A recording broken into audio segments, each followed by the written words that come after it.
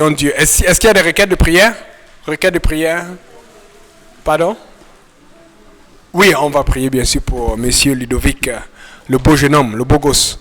Et puis, d'autres requêtes, petites, grandes. On va garder la sœur Isnaëline en prière. Amen. Aussi la petite Joquebed, la très populaire Joquebed. Alléluia. Avec une onction ministérielle terrible. Prions Dieu. Seigneur Jésus, merci pour ta grâce. Nous venons te remettre cette journée entre tes mains, ce jour et le moment, Seigneur, de prédication que nous allons avoir.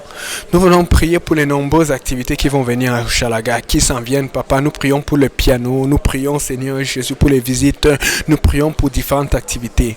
Nous crions ton nom parce que nous voulons que ces activités soient centrées sur toi, soient centrées sur ton esprit et permettent, Seigneur, le développement de chacun d'entre nous spirituellement, Seigneur, et physiquement. Nous prions pour que ta main soit sur nous, que ta main soit sur nos familles. Nous venons recommander la sœur Marie entre tes mains, sa famille, son entourage, son fils Donatello. Nous crions ton nom précieux, Papa. Nous invoquons le sang de Jésus sur la sœur Sylvie Joël. Nous prions pour sa santé, pour sa maman. Nous prions, Seigneur, pour son entourage, pour son fils, Seigneur Jésus, pour ses fils, Seigneur. Nous crions que ta main, Seigneur, soit sur sa fille au Cameroun. Nous prions, Seigneur, que tu touches toute sa famille et que ton onction, Papa, soit sur elle avec force et puissance au nom de Jésus. Nous invoquons le sang de Jésus, Papa, sur le frère Ludovic ici présent. Nous prions pour que tu le bénisses pour cette année de plus, pour cette année supplémentaire, pour cette année, Seigneur Jésus, où il te rend grâce, Seigneur, parce que tu lui as donné le souffle de vie, Seigneur. Une année pandémique, pas facile, mais une année où tu as agi pour ton peuple, où tu as agi pour tes enfants, où tu as agi, Seigneur, pour ceux qui te cherchent, pour ceux qui t'aiment, Papa. Nous invoquons ton sang précieux et nous prions pour que ta main soit sur nous, avec force et puissance, au nom de Jésus, Seigneur. Nous crions au nom de Jésus, avec force et puissance. Que tout le monde dise au nom de Jésus. Alléluia, Seigneur Jésus. Amen. Vous pouvez vous asseoir.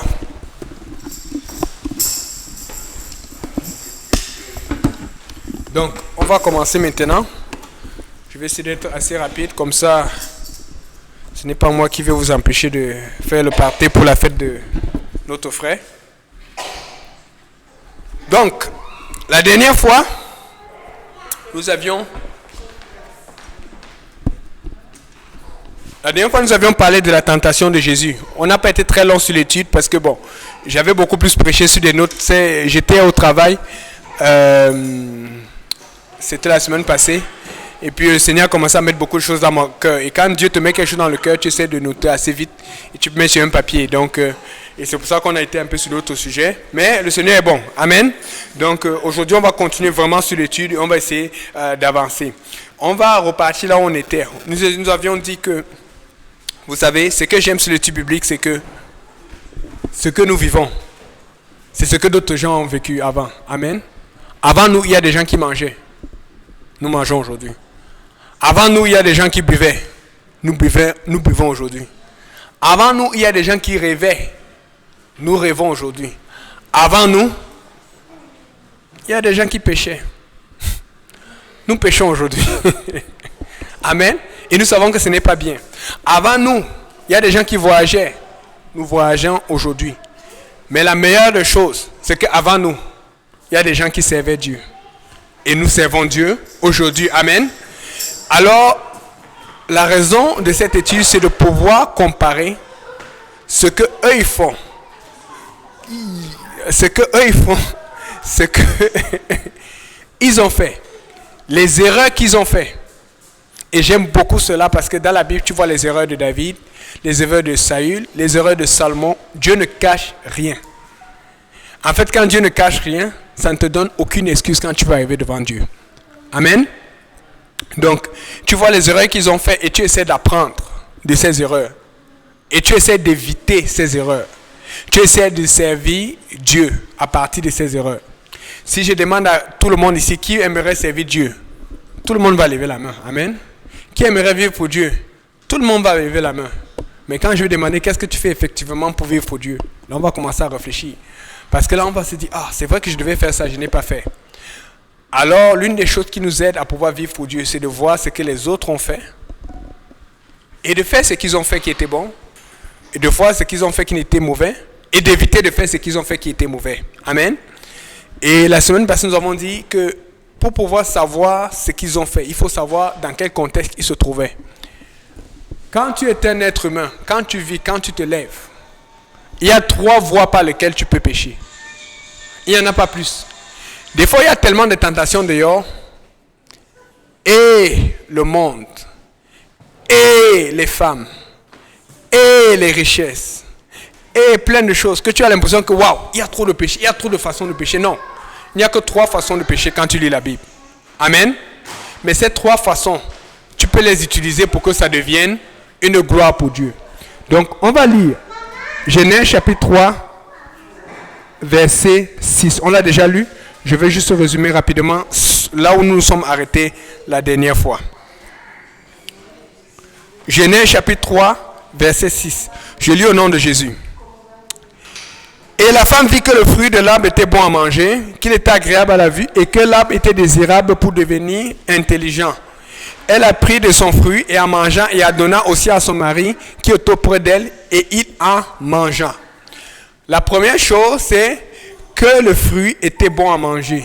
Ça, c'est la convoitise de la chair. La chair aime manger. Amen.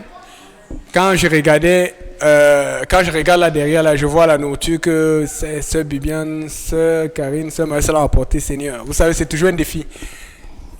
Ce sont en tout cas, je l'avoue, mais j'ai avoué ça aux frères. Souvent, quand je jeûne, je vais toujours faire exprès de ne jamais me retrouver soit sur une des sœurs que j'ai mentionnées.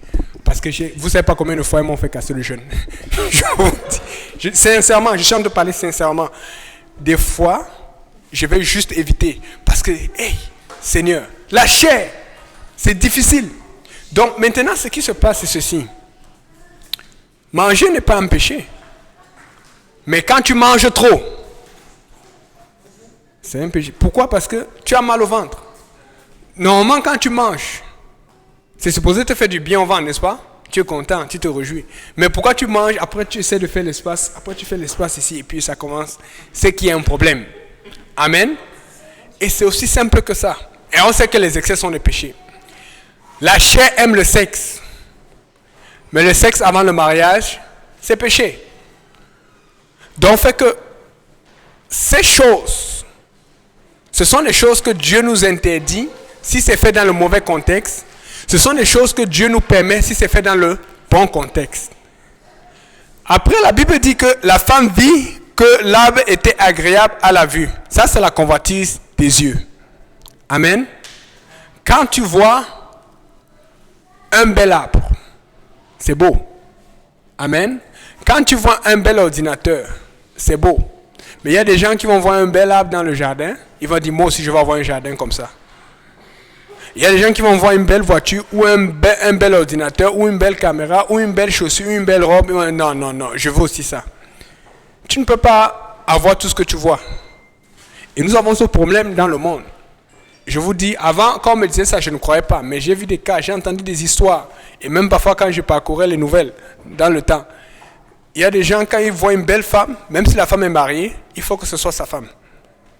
Ce monde est tellement pervers.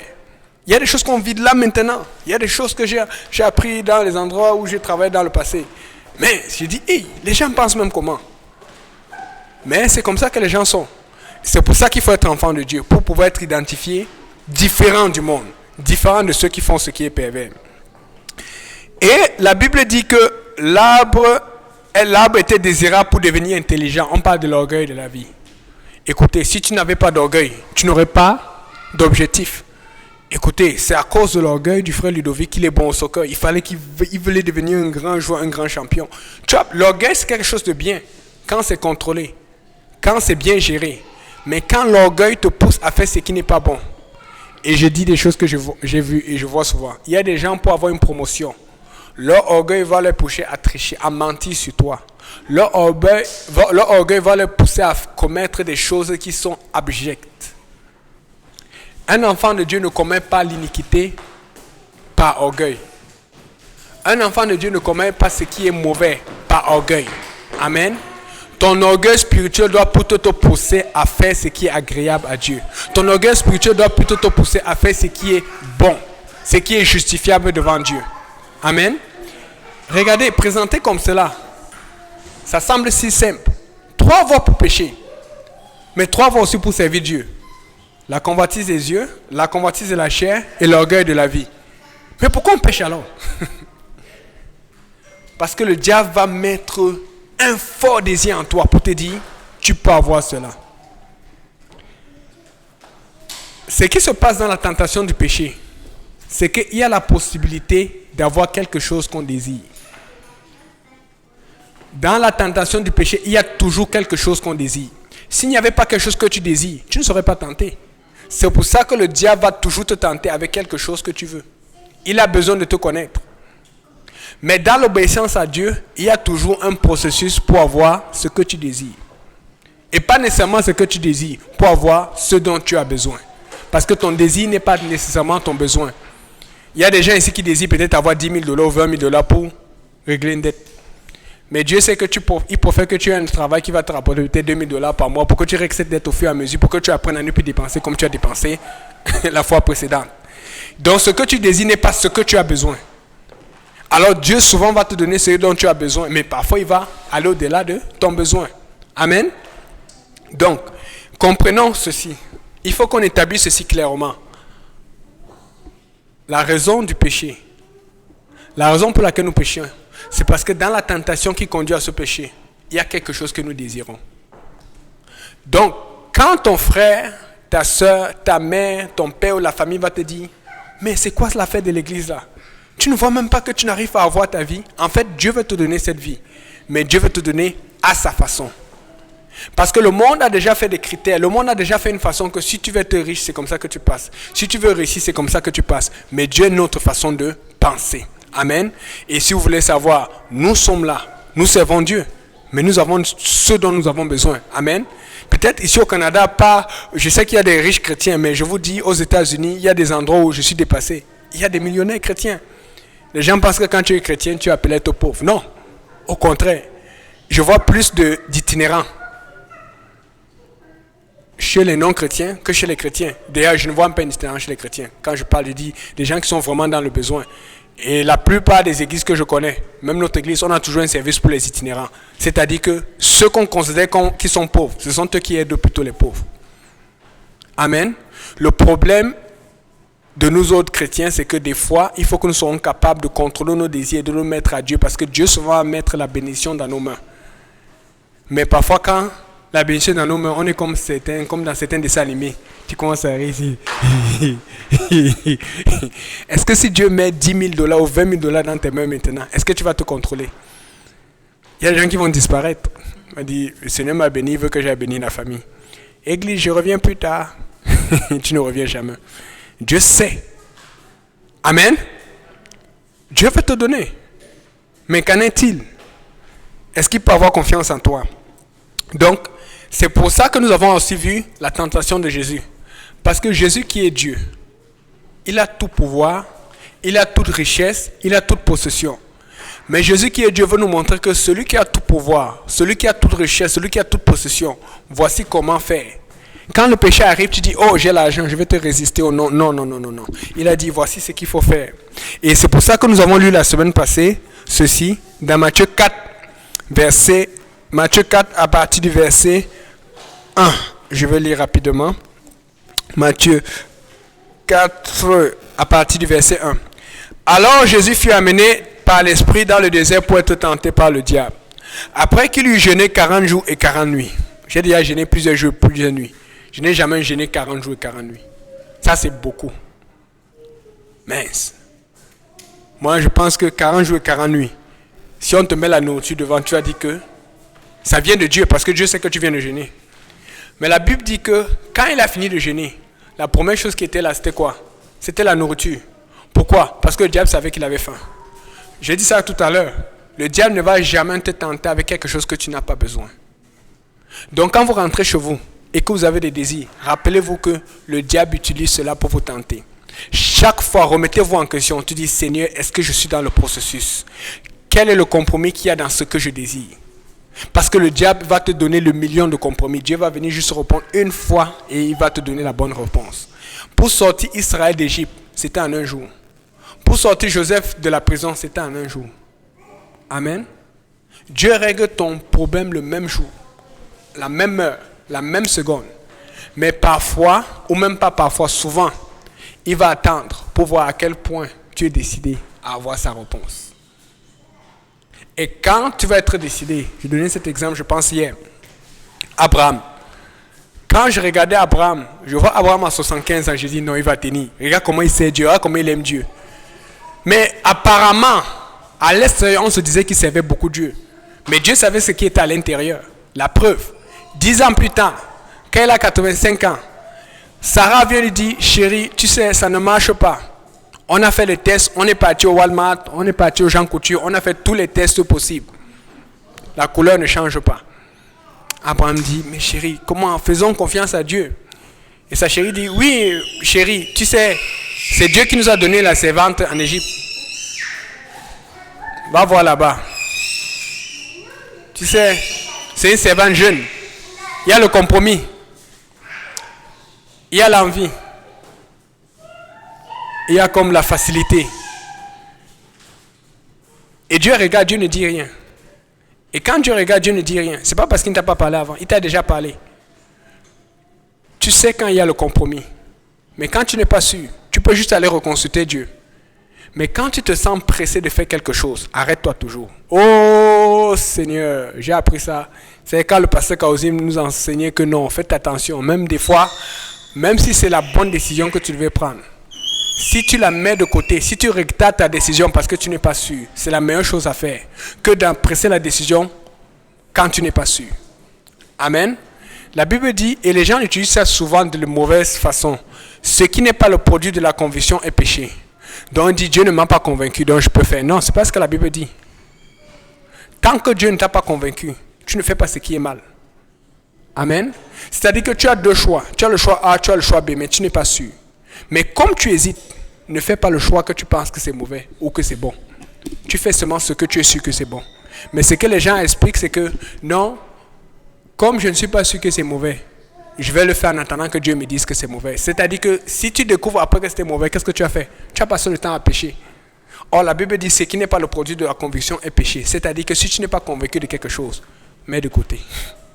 C'est pas que si tu n'es pas convaincu que je vais mettre et puis je vais évaluer au jour le jour. Non. Amen. Donc, Jésus alors, la première chose qu'il a, la Bible dit que 40 jours et 40 nuits. Mince. Le tentateur vint s'approcher de lui.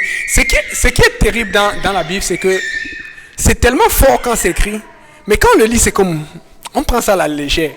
Est-ce que vous imaginez 40 jours, j'insiste là-dessus, 40 jours et 40 nuits.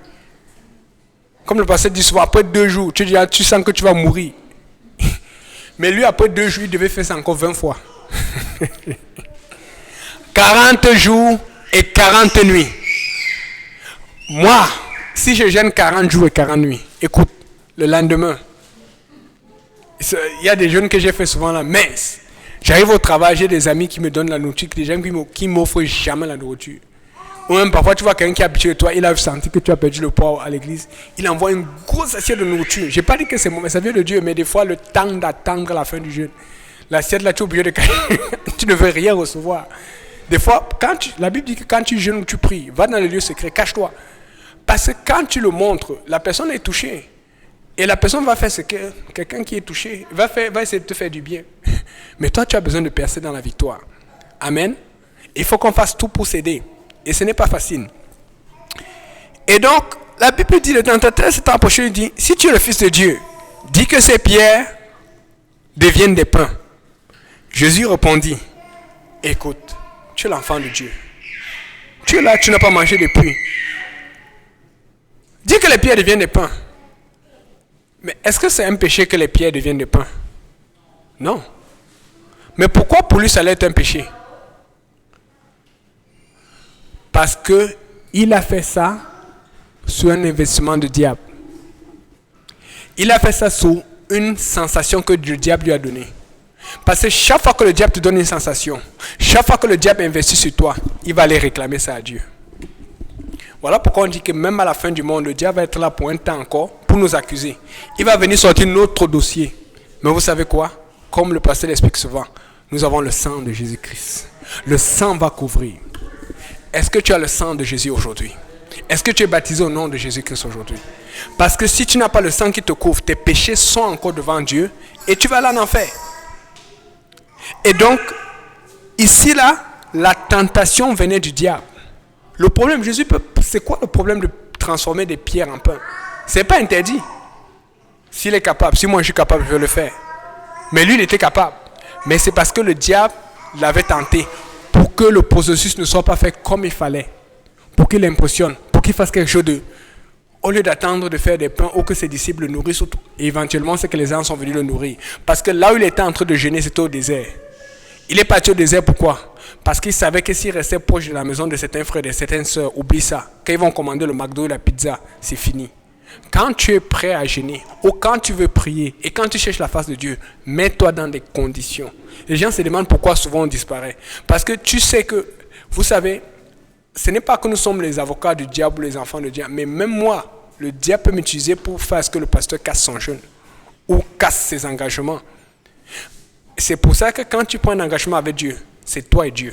Dieu t'identifie, regarde, il va voir. Et ce qui donne gloire à Dieu, ce qui fait plaisir à Dieu, c'est que quand le diable a tout essayé, après tu ressors, tu dis non, moi je connais mon Dieu, je ne vais pas tomber. Moi je connais mon Dieu, je ne vais pas lâcher. Amen. Une chose qui m'aide même parfois dans mon zèle, c'est qu'il y a certaines choses. Vous savez, j'ai vu des hommes de Dieu tomber ou des hommes de Dieu qui étaient très loin. Mais ça fait mal.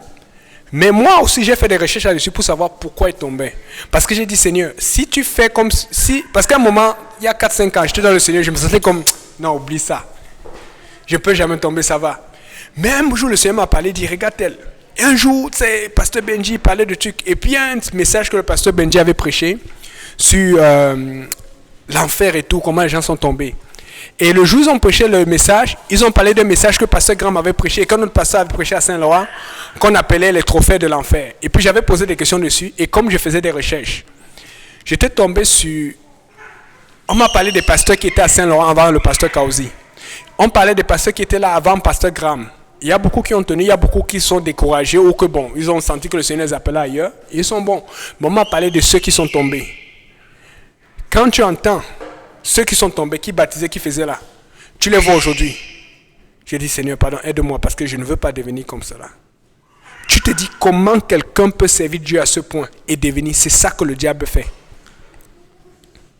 Et j'ai fait tellement de recherches. Le pasteur ne savait même pas, mais j'allais acheter des vidéos, des anciennes cassettes. Et c'est dans les cassettes que j'ai retrouvé quand le jour, tu sais, des fois le pasteur parle du jour où ses enfants se sont fait baptiser, ils ont reçu le Saint-Esprit. J'avais déjà retrouvé, je peux retrouver les dates, mais c'est dans des vieux ordinateurs où j'avais trouvé tout cela. Et je voyais le jour où on avait prêché tel saut, les gens qui sont en train de crier les choses. J'ai trouvé beaucoup de choses sur Saint-Laurent. Des fois, quand je vous dis de chercher, c'est pas que je dis que vous ne cherchez pas, mais quand tu commences à chercher, tu trouves beaucoup de choses. J'ai cherché, j'ai trouvé des prédications que le pasteur Gagné prêchait en telle année, que tel truc, et des choses et trucs, le jour où tel a reçu, tel. Et je suis tombé au courant des choses que je ne connaissais pas 3 ans avant que j'arrive à l'église, mais j'étais déjà au courant des choses qui sont passées avant. Amen. Parce que je cherchais. Parce que je ne voulais pas tomber. Et là, j'ai alors pris un engagement. J'ai dit, Seigneur, pardon. Si tu vois que je suis dans cette pente, prends-moi. Moi, je ne peux pas. Moi, arriver dans une cité. Il faut que tu sois clair avec Dieu. J'ai dit, Seigneur, moi là, oublie ça. Jamais. Parce que le diable, il t'humilie. Il t'humilie, il te fait même honte. Il t'humilie, il te fait honte au point là où tu entends même des témoignages des pasteurs qui te disent que si je pouvais, que j'ai trop honte. Des gens qui aimeraient revenir à Dieu, mais ils sont tellement bloqués par la culpabilité. Comme Judas qui était bloqué par la culpabilité au sujet de la trahison de Jésus. Qui n'a pas pu aller se repentir, mais il est parti se pendre. C'est comme ça que le diable fait. Je vais dire à quelqu'un que le diable, quand il te tente aujourd'hui, je ne sais pas quelle est la tentation que tu luttes avec. Il te tente parce qu'il veut te faire avoir une défaite. Il veut t'humilier. C'est pour ça que la première chose qu'il va te faire quand il te tente, il va te faire cacher. Il va te faire, tu ne dis rien à papa, tu ne dis rien à maman, tu ne dis rien à ton frère. Écoute, identifie quelqu'un de sérieux, quelqu'un qui va te dire nécessairement, pas nécessairement ce que tu vas entendre, mais quelqu'un qui va t'écouter. Il faut que tu parles. Il faut que tu parles. Je dis ça parce que même encore aujourd'hui, on a des gens qui ne viennent plus à l'église, mais qui sont toujours en contact avec nous. Même encore aujourd'hui, quelqu'un me teste. Et quand la personne te teste, tu dis, mais la personne n'a pas de pasteur. Mais après, tu sens le fardeau. Parce que tu sais que si tu ne réponds pas à la personne, ou si tu ne prends pas le temps de prier pour la personne va faire l'erreur. Ça, je vous dis, nous sommes dans la vérité. C'est à ce point que nous avons l'influence sur les gens. Il y a des gens qui sont dans notre église, mais nous sommes dans la vérité. Mais quand ils vont prendre des décisions importantes, que ce soit sur le mariage ou sur le copinage ou ces choses, ils vont nous demander. Ils n'ont pas confiance à leur pasteur, mais ils vont venir nous demander. Donc, c'est quoi la tentation que tu as en ce moment? Moi, je ne sais pas. Mais sache que dans la tentation, il y a quelque chose que tu désires. Dans la tentation, il y a quelque chose que tu veux. Mais le problème, c'est que Dieu n'est pas contre cette chose. Bien sûr, ce n'est pas tuer quelqu'un. Amen. Dieu n'est pas contre cette chose qui est légitime. Mais Dieu veut que tu utilises son processus. Dans le processus de Dieu, il y a l'apprentissage. Dans le processus de Dieu, il y a le temps. Dans le processus de Dieu, il y a la patience. Amen. Dans le processus de Dieu, il y a la maturité. Donc, maintenant, Jésus alors est tenté. Et lorsqu'il est tenté, la Bible dit, si tu es le Fils de Dieu, dis que ces pierres se transforment en pain.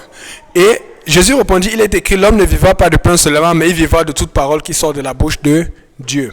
Alors le diable, et aussi pour ceux qui le savent, ceux qui ne savent pas, je rappelle, vous allez voir, il y a une chanson de Michael Jackson qui dit We Are The World. Allez taper dans les paroles. Même moi, je suis allé vérifier. Il faut toujours vérifier.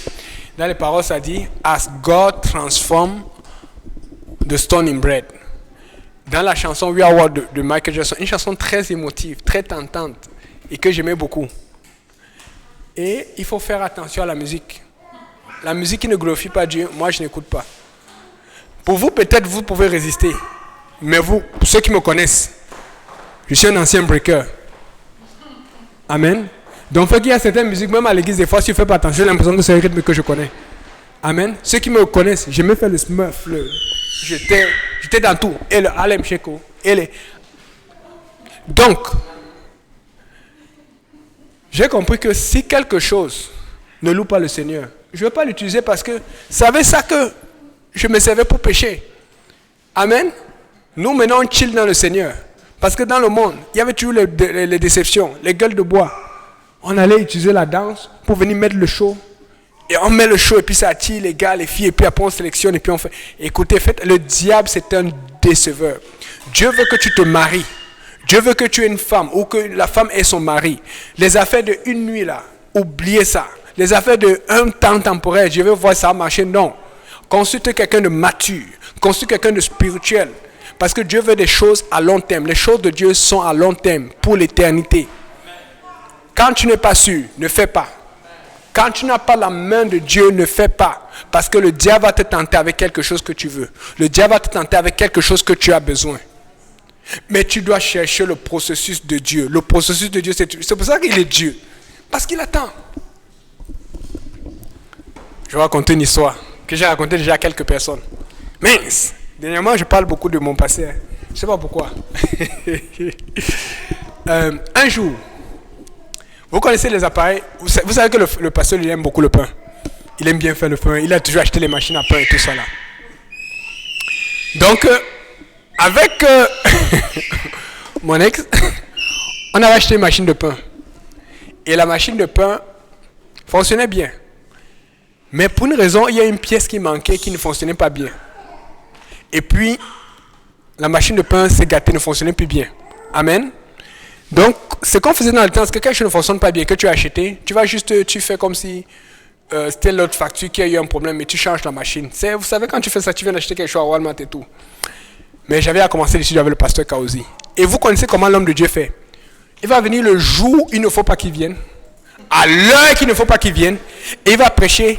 On doit faire l'étude biblique, on devait continuer sur Caïn et Abel. Et pour une raison que tu ne sais pas, il va commencer à parler de l'honnêteté, de la franchise. Il donne un exemple que Dieu lui a donné. Mais, qu'il a donné comme ça, mon cœur m'a saisi. J'ai dit, Seigneur, c'est encore quoi? Ça ne m'a pas lâché. Parce que j'avais déjà convenu que j'allais faire ça. Je vous dis, des fois j'ai envie de vous crier cela. Je ne prêche pas quelque chose que je ne connais pas. J'ai vécu cela. C'est encore plus difficile quand tu as déjà fait l'accord avec quelqu'un et Dieu vient te convaincre. C'est pour ça que je vous dis, en général, faites attention avant de parler à quelqu'un que tu sais que la personne n'est pas spirituelle ou mature. Fais d'abord ton choix comme il faut. Après, tu vas prendre tes responsabilités. Amen. Là, maintenant, regardez le frère Yannick. Hey! En plus, c'est toi-même qui as encouragé, tu sais. Dieu dit que... Et toi-même, tu es encore titubant dans ta relation. Tu n'es pas encore solide. La parole de Dieu. Tu sais, quand Dieu te parle, tu es bloqué. Dieu te parle, tu es bloqué. Mais moi, je dis, Seigneur, je vais faire ta volonté. Parce qu'en ce moment, Dieu m'appelait. Et j'ai résisté. Aujourd'hui, je me demande même pourquoi. Ce sont des choses que ça arrive aujourd'hui. Mais qu'est-ce qui me prend? C'est quoi ça? Tu sais, aujourd'hui, je prends des décisions. Les gens m'ont dit qu'il est inémotionnel, il manque de sens. J'ai dit, oh, c'est pas grave. Moi, je connais mon Dieu. Donc, fait que, mais, ça a chahuté ce que ça devait chahuter à la maison. Ça a crié. L'église a commencé. Et l'autre affaire qui me faisait peur, c'est que quand j'allais prendre une décision comme ça, là, on allait toujours appeler. Ça allait toujours tomber sur les oreilles de ma mère ou de la famille. On dit, voilà encore. Et la première chose, voilà ce que votre église vous apprend. On ne peut plus vivre. C'est même quelque chose que tu as payé, que tu mets, c'est eux tout. On ne peut plus vivre. Donc, j'ai demandé un conseil. On m'a dit, prie. Des fois, on te dit, prie. Tu dis, mais prie quoi? Tu pries, tu as un problème, il faut régler ça là maintenant. Prie quoi? J'avais les mêmes pensées. J'ai dit, prie quoi? Et ça. Mais à l'intérieur, j'avais cette force-là qui disait, tu ne fais pas ça. Dieu ne se force pas. Il va te mettre ce que tu as fait. C'est à toi de dire. Dieu ne se force pas. Il va te mettre ce dont tu as besoin. Voilà pourquoi il est toujours assis sur son trône et il te laisse choisir. Parce qu'il ne va pas te forcer, mais il te met le dépôt dont tu as besoin. Tu ne peux pas arriver devant Dieu et te dire tu ne savais pas ou Dieu ne t'a pas parlé. Dieu parle. C'est pour ça que j'ai un problème quand les gens disent qu'ils ont recherché, ils n'ont pas trouvé Dieu. Parce que Dieu, quand il te voit chercher, il bouge. Et donc, je réfléchis. Une idée me vient en tête. La facture. Et je me rappelle que j'avais payé par carte de crédit. Je suis allé dans mes trucs, dans ma panique et tout cela, parce que je voulais prouver qu'on pouvait faire quelque chose. Et j'ai demandé, donne-moi un temps, je vais essayer quand même quelque chose. Dans ma panique, j'ai parti faire des recherches. Et quand tu fais des recherches, Dieu ouvre. Et quand je fais des recherches, je trouve que non, je peux aller. J'avais l'habitude d'aller sur mes listes de factures en ligne pour voir ce que j'ai fait et tout pour régler cette situation, ou pour payer mes trucs en ligne. Et je vois la facture. Et je ne sais pas quoi faire. Je vois que je ne pouvais pas avoir, je devais attendre de relever. Le matin, je me lève. Le Seigneur me met à cœur. Mais va encore revoir. Imprime la facture, tu as une imprimante. J'ai dit, je ne sais pas pourquoi je n'ai pas pensé à ça la veille. Mais j'étais stressé. Mais j'ai seulement prié, comme on dit, de prier. Le matin, je prends alors, je vais imprimer. Je vais partir au Walmart où on avait acheté ça. Et je montre la facture. Et on reconnaît l'article. Je dis, oh Seigneur, merci. On me donne un papier.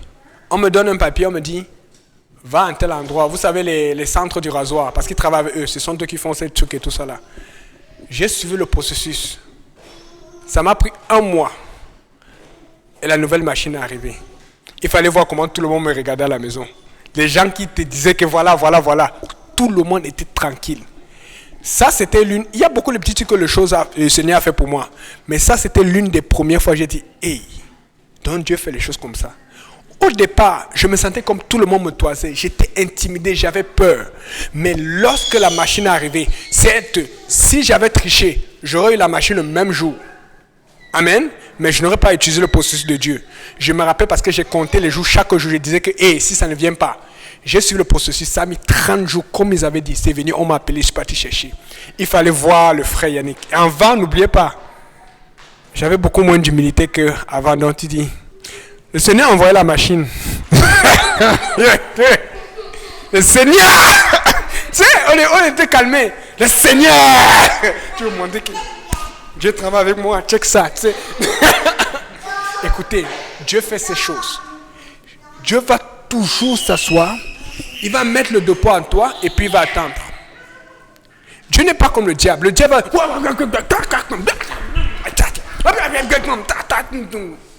Dieu s'assoit parce qu'il est majestueux. Il sait ce qu'il a mis en toi. C'est à toi de décider. Est-ce que je vais suivre la tentation du diable ou est-ce que je vais suivre le processus de Dieu? Amen. Alléluia. Donc, les 2 derniers qu'on va lire, c'est les 2 dernières tentations.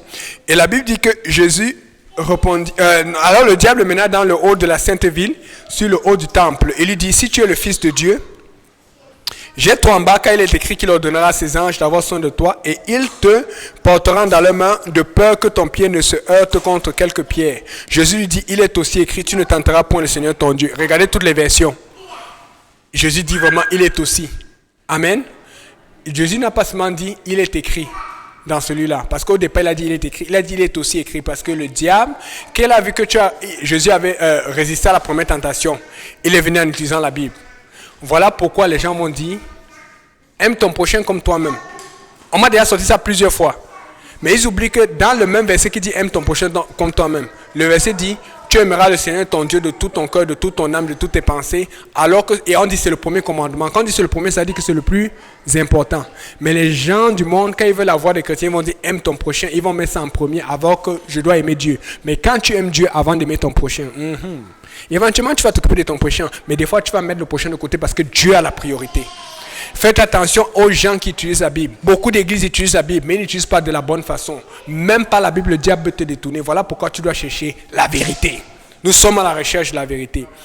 Et la dernière tentation, il lui monta tous les temples. La Bible dit qu'ici, le diable mena encore sur une montagne fort haute. Parce que la précédente, le diable avait cité une parole qui était dans le livre de Psaume. Il donnera un ordre à tes anges. Là maintenant, il essaie par l'orgueil de la vie. Parce que la première, c'est la convoitise de la chair. La seconde, c'était la seconde, c'était l'orgueil de la vie parce qu'il est important. Il dit, tu es important, jette-toi, Dieu va t'aider. Et la dernière, c'est la convoitise des yeux. Le diable le mena encore sur une montagne fort haute et lui monta tous les royaumes du monde et leur gloire. Il dit, je te donnerai ces choses, si en te procédant, tu m'adores. Donc le diable l'amène sur une montagne, il lui montre et les iPhones, et les Lamborghini, et les royaumes, et les condos.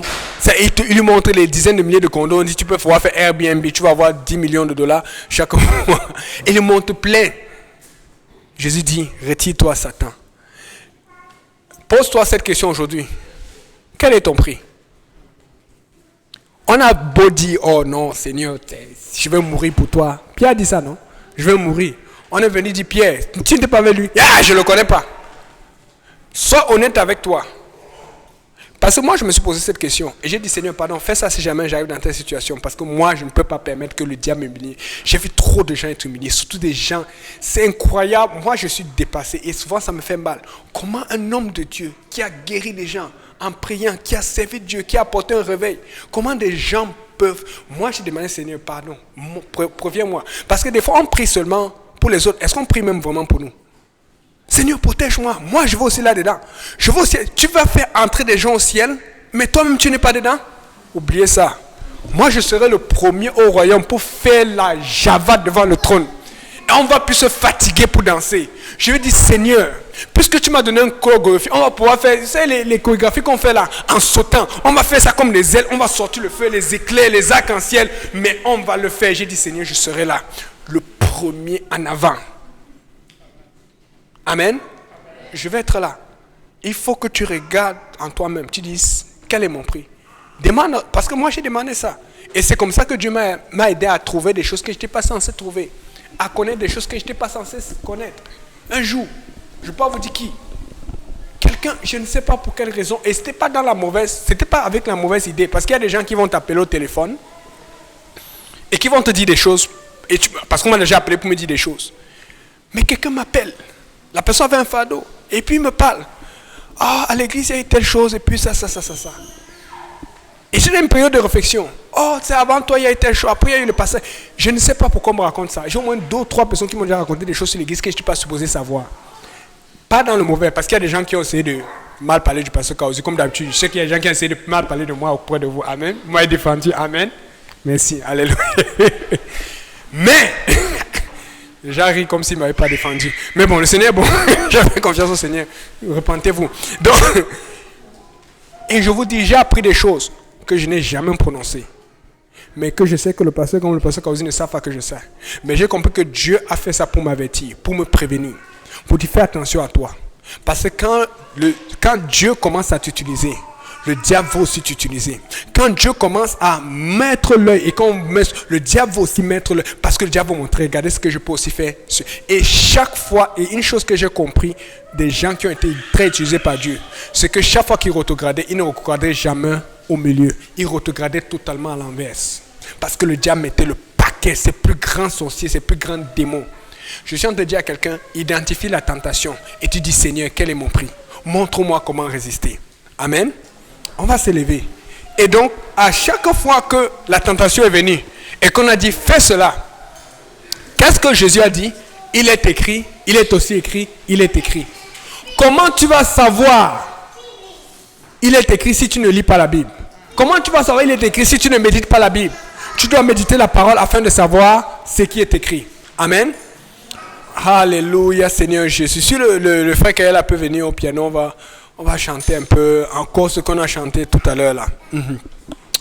Alléluia, Seigneur Jésus. Je te donne le contrôle. Je te remets toutes choses. Je ne retiens rien. Je ne retiens rien. Je te donne le contrôle. Je te remets toutes choses. Je ne retiens rien. Alléluia. Je ne retiens rien. Alléluia, Seigneur Jésus. Je ne retiens rien. Je ne retiens rien.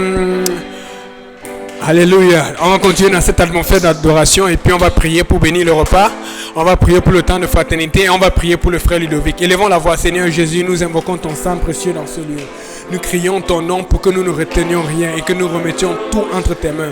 Que nous te donnions le contrôle entier de nos vies, le contrôle entier de nos pensées, de nos projets, de nos rêves. Nous crions ton nom précieux, nous crions ton nom glorieux. Éternel, tu es saint, éternel, tu es Dieu, éternel, tu es tout puissant. Au nom de Jésus.